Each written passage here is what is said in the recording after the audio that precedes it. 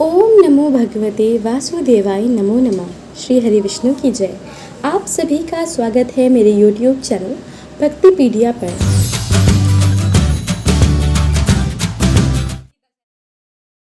आज के इस वीडियो में आप रसपान करने वाले हैं सत्यनारायण व्रत की कथा का। भाद्रपद माह की पूर्णिमा को सभी पूर्णिमा में सर्वाधिक महत्व दिया गया है, क्योंकि इस दिन भगवान श्री सत्यनारायण का व्रत किया जाता है। ये महालया के प्रारंभ का दिन भी होता है। इस पूर्णिमा पर सत्यनारायण व्रत करने से उन सभी ग्रहों की बाधाएं दूर होती हैं, जिनके कारण व्यक्ति को जीवन में आर्थिक परेशानियों का सामना करना पड़ता है। ये एकमात्र ऐसा व्रत है जिसे कोई भी व्यक्ति बिना किसी पूर्व तैयारी के कर सकता है। माना जाता है कि भाद्रपद मास की पूर्णिमा के दिन से वर्षा ऋतु का समापन हो जाता है। इस दिन पवित्र नदियों में स्नान और दान धर्म का अनंत गुना फल प्राप्त होता है। इस दिन हिंदू स्त्रियां व्रत रखती हैं, जिसे भाद्र पूर्णिमा व्रत कहा जाता है। भाद्रपद पूर्णिमा के दिन सत्यनारायण व्रत करने वाले स्त्री पुरुष ब्रह्म मुहूर्त में उठकर या तो पवित्र नदियों में स्नान करें या घर में ही नहाने के पानी में गंगा, नर्मदा आदि पवित्र नदियों का जल डालकर स्नान करें। इसके बाद साफ स्वच्छ वस्त्र धारण कर पूजा स्थल पर साफ कपड़े से पोछा लगाकर उसे शुद्ध कर लें। इसके बाद अपने चारों ओर गंगा जल छिड़कें। पूजा स्थल पर सामने एक लकड़ी की चौकी पर लाल या पीला वस्त्र बिछाकर उस पर भगवान सत्यनारायण की प्रतिमा या तस्वीर रखें। पूजा में पंचामृत का विशेष महत्व होता है। दूध, दही, घी, शहद और शक्कर मिलाकर पंचामृत तैयार करें। प्रसाद में चूरमा जरूर रखें और फलों में केले चढ़ाएं। पूजन से पूर्व अपनी विशेष कामना की पूर्ति के लिए संकल्प लें। विधि विधान से भगवान सत्यनारायण की पूजा करके सत्यनारायण व्रत की कथा सुनें। कथा के बाद आरती करें और प्रसाद वितरण करें। दिन भर अन्न ग्रहण ना करें। अपनी आवश्यकता अनुसार फलों का सेवन करें। सूर्यास्त के बाद कुछ भी ग्रहण ना करें, जल भी नहीं। रात्रि में चंद्रमा के दर्शन करें, चंद्रमा पूजन करें। दूसरे दिन व्रत का पारण करें। इसमें किसी ब्राह्मण दंपति को भोजन करवाएं या भोजन बनाने की समस्त सामग्रियां भेंट करें। दक्षिणा भी दें। इसके पश्चात स्वयं भोजन ग्रहण करके व्रत खोलें। तो आइए अब सुनते हैं सत्यनारायण व्रत की कथा। बोलिए सत्यनारायण भगवान की जय। प्रथम अध्याय। व्यास जी ने कहा, एक समय नैमिषारण्य तीर्थ में शौनकादि 88,000 ऋषियों ने पुराण वेता श्री सूत जी से पूछा, हे सूत जी, इस कलयुग में वेद विद्या रहित मनुष्यों को प्रभु भक्ति किस प्रकार मिलेगी तथा उनका उद्धार कैसे होगा? हे मुनि श्रेष्ठ, कोई ऐसा व्रत अथवा तप कहिए जिसके करने से थोड़े ही समय में पुण्य प्राप्त हो और मनवांछित फल भी मिले। ऐसी कथा सुनने की हमारी प्रबल इच्छा है। सर्वशास्त्र ज्ञाता श्री सूत जी ने कहा, हे वैष्णवों में पूज्य, आप सबने प्राणियों की हित की बात पूछी है। अब मैं उस श्रेष्ठ व्रत को आप लोगों से कहूँगा जिसे नारद जी ने श्री लक्ष्मी नारायण भगवान से पूछा था और श्री लक्ष्मीपति ने मुनिश्रेष्ठ नारद जी को बताया था। ये कथा ध्यान से सुनो। मुनिनाथ सुनो ये कथा, सब काल हे होए महासुखदाई। ताप हरे भव दूर करे, सब साज करे सुख की अधिकाई। अति संकट में दुख दूर करे, सब ठोर कुठोर में होत सहाय। प्रभु नाम चरित गुणगान किए, बिन कैसे महाकली पाप नसाई। एक समय योगीराज नारद दूसरों के हित की इच्छा से सभी लोकों में घूमते हुए मृत्यु लोक आ पहुँचे। यहाँ अनेक योनियों में जन्मे प्रायः सभी मनुष्यों को अपने अपने कर्मों के अनुसार अनेक दुखों से पीड़ित देखकर उन्होंने विचार किया कि किस यत्न के करने से निश्चय ही प्राणियों के दुखों का नाश हो सकेगा। ऐसा मन में विचार कर श्री नारद विष्णु लोक गए। वहाँ श्वेत वर्ण और 4 भुजाओं वाले देवों के ईश भगवान नारायण को, जिनके हाथों में शंख, चक्र, गदा और पद्म थे और वरमाला पहने हुए थे, देखकर स्तुति करने लगे। नारद जी ने कहा, हे भगवान, आप अत्यंत शक्ति से संपन्न हैं। मन तथा वाणी भी आपको नहीं पा सकती। आपका आदि मध्य अंत भी नहीं है। आप निर्गुण स्वरूप सृष्टि के कारण भक्तों के दुखों को नष्ट करने वाले हो। आपको मेरा नमस्कार है। तब नारद मुनि ने कहा, मृत्युलोक में सब मनुष्य जो अनेक योनियों में पैदा हुए हैं, अपने अपने कर्मों द्वारा अनेक प्रकार के दुखों से दुखी हो रहे हैं। हे नाथ, यदि आप मुझ पर दया रखते हैं तो बताइए कि उन मनुष्यों पर सब दुख थोड़े ही प्रयत्न में कैसे दूर हो सकते हैं। श्री विष्णु भगवान ने कहा, हे नारद, मनुष्यों की भलाई के लिए तुमने ये बहुत अच्छा प्रश्न किया है। जिस व्रत के करने से मनुष्य मोह से छूट जाता है, वे व्रत मैं तुमसे कहता हूँ, सुनो। बहुत पुण्य देने वाला स्वर्ग तथा मृत्यु लोक दोनों में दुर्लभ एक उत्तम व्रत है जो आज मैं प्रेमवश होकर तुमसे कहता हूँ। श्री सत्यनारायण भगवान का ये व्रत विधि विधान पूर्वक संपन्न करके मनुष्य इस धरती पर सुख भोग कर मरने पर मोक्ष को प्राप्त होता है। श्री विष्णु भगवान के वचन सुनकर नारद मुनि बोले, हे भगवान, उस व्रत का फल क्या है, क्या विधान है? इससे पूर्व किसने ये व्रत किया है? किस दिन ये व्रत करना चाहिए? कृपया मुझे विस्तार से बताइए। श्री विष्णु भगवान ने कहा, हे नारद, दुख शोक आदि दूर करने वाला ये व्रत सब स्थानों पर विजयी करने वाला है। भक्ति और श्रद्धा के साथ किसी भी दिन मनुष्य सत्यनारायण भगवान की संध्या के समय ब्राह्मणों और बंधुओं के साथ धर्मपरायण होकर पूजा करे। भक्ति भाव से नैवेद्य केले का फल, शहद, घी, शक्कर अथवा गुड़, दूध और गेहूं का आटा सवाया लेवे। गेहूं के अभाव में साठी का चूर्ण भी ले सकते हैं। इन सबको भक्ति भाव से भगवान को अर्पण करें। बंधु बांधवों सहित ब्राह्मणों को भोजन कराएं। इसके पश्चात स्वयं भोजन करें। रात्रि में नाम संकीर्तन आदि का आयोजन कर श्री सत्यनारायण भगवान का स्मरण करता हुआ समय व्यतीत करें। इस तरह जो मनुष्य व्रत करेंगे उनका मनोरथ निश्चय ही पूर्ण होगा। हे भक्तराज, तुमसे तो विकराल कलिकाल के कर्म छिपे नहीं हैं। खान पान और आचार विचार को चाहते हुए भी पवित्रता न रख पाने के कारण, क्योंकि जीव मेरा नाम स्मरण करके ही अपना लोक परलोक संवार सकेंगे, इसीलिए विशेष रूप से कलिकाल में मृत्यु लोक में यही एक लघु और आसान उपाय है जिससे अल्प समय और अल्प धन में प्रत्येक जीव को महान पुण्य प्राप्त हो सकता है। इति श्री सत्यनारायण व्रत कथा प्रथम अध्याय संपूर्ण। बोलिए सत्यनारायण भगवान की जय। द्वितीय अध्याय। सूत जी ने कहा, हे ऋषियों, जिन्होंने पहले समय में इस व्रत को किया है उनका इतिहास कहता हूँ, आप सब ध्यान से सुने। सुंदर काशीपुरी नगरी में एक अत्यंत निर्धन ब्राह्मण रहता था।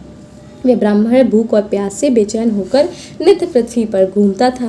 ब्राह्मणों से प्रेम करने वाले श्री विष्णु भगवान ने ब्राह्मण को दुखी देखकर एक दिन बूढ़े ब्राह्मण का रूप धारण कर निर्धन ब्राह्मण के पास जाकर आदर के साथ पूछा, हे विप्र, तुम नित्य ही दुखी होकर पृथ्वी पर क्यों घूमते हो? हे श्रेष्ठ ब्राह्मण, ये सब मुझसे कहो, मैं सुनना चाहता हूँ।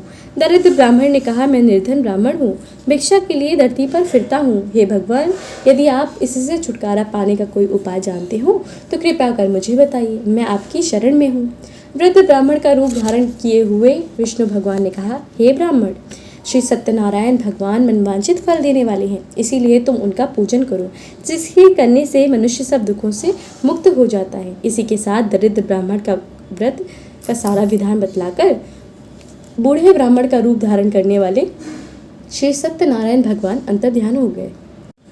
जिस व्रत को व्रत ब्राह्मण ने बतलाया है मैं उसको अवश्य करूंगा, यह निश्चय कर वह दरिद्र ब्राह्मण घर चला गया। परंतु उस रात्रि उस दरिद्र ब्राह्मण को नींद ही नहीं आई। अगले दिन वे जल्दी उठा और श्री सत्यनारायण भगवान का व्रत करने की निश्चय कर भिक्षा मांगने के लिए चल दिया। उस दिन उसको भिक्षा में बहुत सा धन मिला, जिससे उसने पूजा का सब सामान खरीदा और घर आकर अपने बंधु बांधवों के साथ श्री भगवान सत्यनारायण का व्रत किया। इसके करने से वे दरिद्र ब्राह्मण सब दुखों से छूटकर अनेक प्रकार की संपत्तियों से युक्त हो गया। उस समय वह विप्र हर मास व्रत करने लगा। सत्यनारायण भगवान के व्रत को जो शास्त्र विधि के अनुसार श्रद्धा पूर्वक करेगा वह सब पापों से छूटकर मोक्ष को प्राप्त होगा। आगे जो मनुष्य पृथ्वी पर श्री सत्यनारायण भगवान का व्रत करेगा वह सब दुखों से छूट जाएगा। इस तरह नारद जी से सत्यनारायण भगवान का कहा हुआ ये व्रत मैंने तुमसे कहा है। हे विप्रो, अब आप और क्या सुनना चाहते हैं, मुझे बताइए। ऋषियों ने कहा, हे मुनिवर, संसार में इस व्रत से सुनकर किस किसने इस व्रत को किया, हम सब सुनना चाहते हैं, इसके लिए हमारे मन में श्रद्धा है। श्री सूत जी ने कहा, हे मुनियों, जिस जिस प्राणी ने इस व्रत को किया है उन सब की कथा सुनो। एक समय वह ब्राह्मण धन और ऐश्वर्य के अनुसार बंधु बांधवों के साथ अपने घर पर व्रत कर रहा था। उसी समय एक लकड़ी बेचने वाला बूढ़ा व्यक्ति गट्ठर बाहर रख दिया और विप्र के मकान में चला गया। प्यास से दुखी लकड़हारे ने विप्र को व्रत करते देखा। वह प्यास को भूल गया। उसने विप्र को नमस्कार किया और पूछा, हे विप्र, आप ये किसका पूजन कर रहे हैं? इस व्रत को करने से क्या फल मिलता है, कृपया करके मुझे बताइए। ब्राह्मण ने कहा, सब मनोकामनाओं को पूरा करने वाला ये श्री सत्यनारायण भगवान का व्रत है। इनकी ही कृपा से मेरे घर में यहाँ धन धान आदि की वृद्धि हुई है। विप्र से इस व्रत के बारे में जानकर वे लकड़हारा बहुत प्रसन्न हुआ। भगवान का चरणामृत ले और भोजन करने के बाद वे अपने घर को चला गया। अगले दिन लकड़हारे ने अपने मन में संकल्प किया कि आज गांव में लकड़ी बेचने पर जो धन मिलेगा उसी से भगवान सत्यनारायण का उत्तम व्रत करूंगा। ये मन में विचार कर लकड़हारा लकड़ियों का गट्ठर अपने सिर पर रखकर जिस नगर में धनवान लोग रहते थे ऐसे सुंदर नगर में गया। उस दिन उसे उन लकड़ियों का दाम पहले दिनों से चौगुना मिला। तब वह बूढ़ा लकड़हारा अति प्रसन्न होकर पके केले, शक्कर, शहद, घी, दूध, दही और गेहूं का चूर्ण इत्यादि श्री सत्यनारायण भगवान के व्रत की सभी सामग्री लेकर अपने घर आ गया। फिर उसने अपने बंधु बांधवों को बुलाकर विधि विधान के साथ भगवान का पूजन कर व्रत किया। उस व्रत के प्रभाव से वह बूढ़ा लकड़हारा धन, पुत्र आदि से युक्त हुआ और संसार के समस्त सुख भोग कर वैकुंठ को चला गया। इति श्री सत्यनारायण व्रत की द्वितीय अध्याय संपूर्ण। बोलिए सत्यनारायण भगवान की जय। तृतीय अध्याय। श्री सूत जी ने कहा, हे श्रेष्ठ मुनियों, अब आगे की कथा कहता हूँ। पूर्व काल में उल्कामुख नाम का एक महान बुद्धिमान राजा था। वे सत्यवक्ता और जितेंद्रिय था। प्रतिदिन देव स्थानों पर जाता था और गरीबों को धन देकर उनके कष्ट दूर करता था। उसकी पत्नी कमल के समान मुख वाली और सती साध्वी थी। भद्रशिला नदी के तट पर उन दोनों ने श्री सत्यनारायण भगवान का व्रत किया। उस समय वे वहाँ साधु नामक एक वैश्य आया। उसके पास व्यापार के लिए बहुत सा धन था। वह वैश्य नाव को किनारे पर ठहराकर राजा के पास आया। राजा को व्रत करते हुए देखकर उसने विनय के साथ पूछा, हे राजन, भक्ति युक्त चित्त ये आप क्या कर रहे हैं? मेरी सुनने की इच्छा है, कृपया आप ये मुझे भी बताइए। महाराज उल्कामुख ने कहा, हे साधु वैश्य, मैं अपने बंधु बांधवों के साथ पुत्रादि की प्राप्ति के लिए महान शक्तिमान सत्यनारायण भगवान का व्रत पूजन कर रहा हूँ। राजा के वचन सुनकर साधु नामक वैश्य ने आदर से कहा, हे राजन, मुझे भी इसका सब विधान बताइए। मैं भी आपके कथानुसार इस व्रत को करूँगा।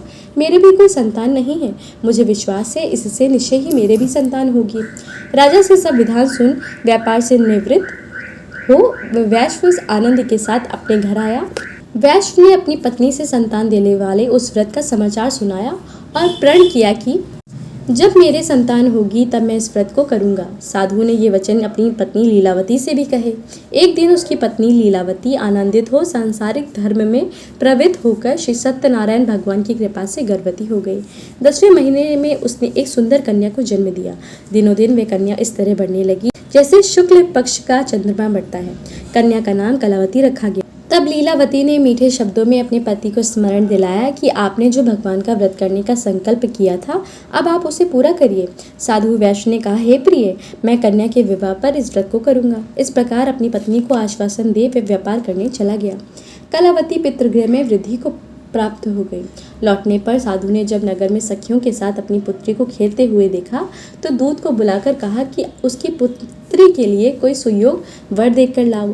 साधु नामक वैश्य की आज्ञा पाकर दूत कंचन नगर पहुंचा और खोज कर देख भल कर वैश्य की लड़की के लिए सुयोग वर्णिक पुत्र ले आया। उस सुयोग लड़के को देखकर साधु नामक वैश्य ने अपने बंधु बांधवों सहित प्रसन्न चित्त होकर अपनी पुत्री का विवाह उसके साथ कर दिया। दुर्भाग्य से वह विवाह के समय भी सत्यनारायण भगवान का व्रत करना भूल गया। इस पर श्री भगवान क्रोधित हो गए। उन्होंने वैश्य को श्राप दिया कि तुम्हें दारुण दुख प्राप्त हो। अपने कार्य में कुशल साधु नामक वैश्य अपने जमाता सहित नावों को लेकर व्यापार करने के लिए समुद्र के समीप स्थित रत्नासारपुर नगर में गया। दोनों ससुर जमाई चंद्रकेतु राजा के उस नगर में व्यापार करने लगे। एक दिन भगवान सत्यनारायण की माया से प्रेरित एक चोर राजा का धन चुराकर भागा जा रहा था। राजा के दूतों को अपने पीछे वेग में आते देखकर चोर ने घबराकर राजा के धन को वही नाव में चुपचाप रख दिया जहां वे ससुर जमाई ठहरे हुए थे और भाग गया। जब दूतों ने उस साधु वैश्य के पास राजा के धन को रखा देखा तो ससुर जमाता दोनों को बांधकर ले गए और राजा के समीप जाकर बोले, हम ये 2 चोर पकड़कर लाए हैं, देख कर आज्ञा दे। तब राजा ने बिना उसकी बात सुने ही उन्हें कारागार में डालने की आज्ञा दे दी। इस प्रकार राजा की आज्ञा से उनको कठिन कारावास में डाल दिया गया और उनका धन भी छीन लिया गया। सत्यनारायण भगवान के श्राप के कारण साधु वैश्य की पत्नी लीलावती व पुत्री कलावती भी घर पर बहुत दुखी हुई। उनके घर में रखा धन चोर चुरा कर ले गए। शारीरिक व मानसिक पीड़ा तथा भूख प्यास से अति दुखित हो भोजन की चिंता में कलावती कन्या एक ब्राह्मण के घर गई। उसने ब्राह्मण को श्री सत्यनारायण भगवान का व्रत करते देखा। उसने कथा सुनी तथा प्रसाद ग्रहण कर रात को घर आई। माता ने कलावती से पूछा, हे पुत्री, तू अब तक कहाँ रही? तेरे मन में क्या है? कलावती बोली, हे माता, मैंने एक ब्राह्मण के घर में श्री सत्यनारायण भगवान का व्रत होते देखा है। कन्या के वचन सुनकर लीलावती ने सत्यनारायण भगवान के पूजन की सारी तैयारी की। उसने परिवार और बंधुओं सहित श्री सत्यनारायण भगवान का पूजन व व्रत किया और वर मांगा कि मेरे पति और दामाद शीघ्र ही घर लौट आएं। साथ ही प्रार्थना की कि हम सबका अपराध क्षमा करो। श्री सत्यनारायण भगवान इस व्रत से संतुष्ट हो गए। उन्होंने राजा चंद्रकेतु को स्वप्न में दर्शन देकर कहा, हे राजन, जिन दोनों वैश्यों को तुमने बंदी बना रखा है वे निर्दोष हैं। उन्हें प्रातः ही छोड़ दो। उनका सब धन जो तुमने ग्रहण किया है लौटा दो, अन्यथा मैं तेरा धन, धान्य, राज्य, पुत्र आदि सब नष्ट कर दूंगा। राजा से ऐसे वचन कहकर भगवान अंतर ध्यान हो गए। प्रातःकाल राजा चंद्रकेतु ने सभा में सबको अपना स्वप्न सुनाया और सैनिकों को आज्ञा दी कि दोनों वणिक पुत्रों को कैद से मुक्त कर सभा में लाया जाए। दोनों ने आते ही राजा को प्रणाम किया। राजा ने कोमल वचनों में कहा, हे महानुभावों, तुम्हें भावी वर्ष ऐसा कठिन दुख प्राप्त हुआ, अब तुम्हें कोई भय नहीं है, तुम मुक्त हो। इसके बाद राजा ने उनके नए नए वस्त्र आभूषण पहनाए तथा उनका जितना धन लिया था उससे दूना लौटाकर आदर से विदा किया। दोनों वैश्य अपने घर को चल दिए। इति श्री सत्यनारायण व्रत कथा तृतीय अध्याय संपूर्ण। बोलिए सत्यनारायण भगवान की जय। चतुर्थ अध्याय। श्री सूत जी ने आगे कहा, वैश्य ने मंगलाचार करके यात्रा आरंभ की और अपने नगर को चला। उनको थोड़ी दूर आगे बढ़ने पर दंडी वेशधारी श्री सत्यनारायण भगवान ने उससे पूछा, हे साधु, तेरी नाव में क्या है? अभिमानी वणिक हंसता हुआ बोला, हे दंडी, आप क्यों पूछते हो? क्या धन लेने की इच्छा है? मेरी नाव में तो बेल के पत्ते भरे हैं। वैश्य का कठोर वचन सुनकर दंडी वेशधारी श्री सत्यनारायण भगवान ने कहा, तुम्हारा वचन सत्य हो। ऐसा कहकर वे वहां से चले गए और कुछ दूर जाकर समुद्र के किनारे बैठ गए। दंडी महाराज के जाने के पश्चात वैश्य ने नित्य क्रिया से निवृत्त होने के बाद नाव को ऊंची उठी देखकर अचंभा किया तथा नाव में बेलपत्ते आदि देखकर मूर्छित हो जमीन पर गिर पड़ा। मूर्छा खुलने पर अत्यंत शोक प्रकट करने लगा। तब उसके जमाता ने कहा, आप शोक न करें, ये दंडी महाराज का श्राप है, अतः उनकी शरण में ही चलना चाहिए, तभी हमारी मनोकामना पूरी होगी।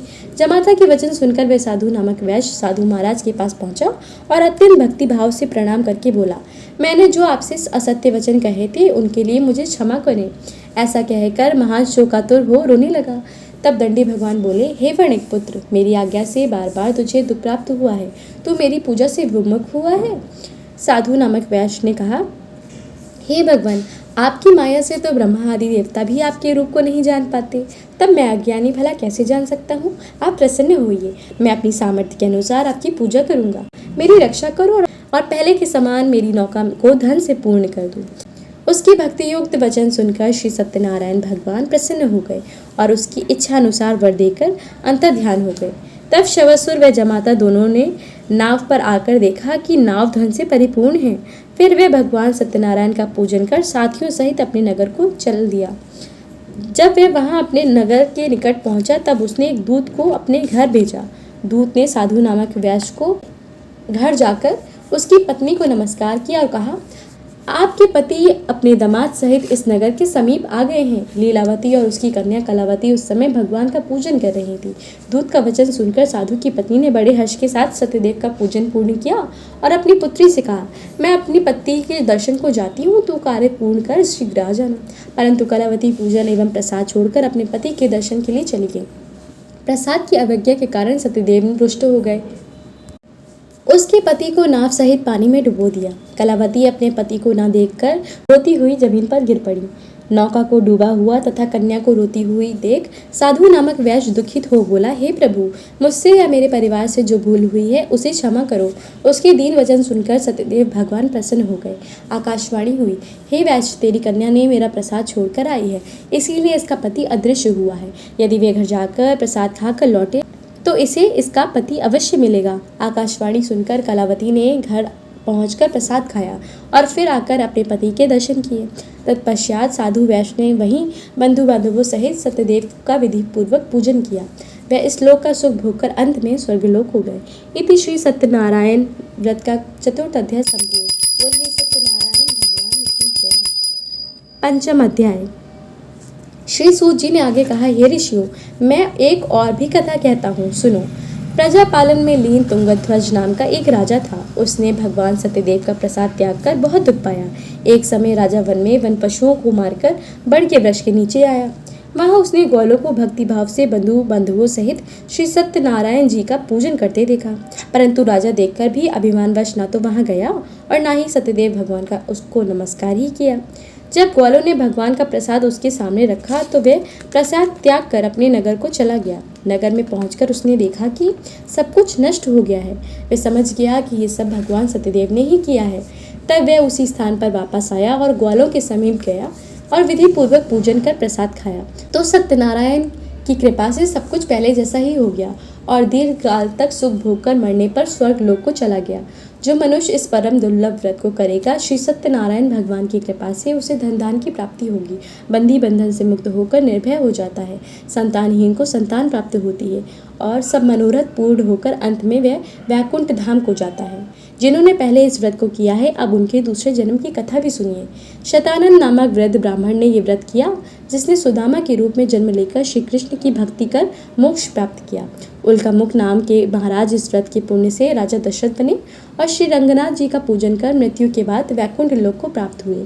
साधु नाम के वैश्य ने सत्य प्रतिज्ञ राजा मोरध्वज बनकर अपने पुत्र को आरे से चीरकर मोक्ष प्राप्त किया। स्वयंभू मनु हुए, जिन्होंने बहुत से लोगों की भक्ति में लीन कर मोक्ष प्राप्त किया। लकड़हारा भील अगले जन्म में गु नामक निषाद राजा हुआ, जिसने भगवान राम के चरणों की सेवा कर मोक्ष प्राप्त किया।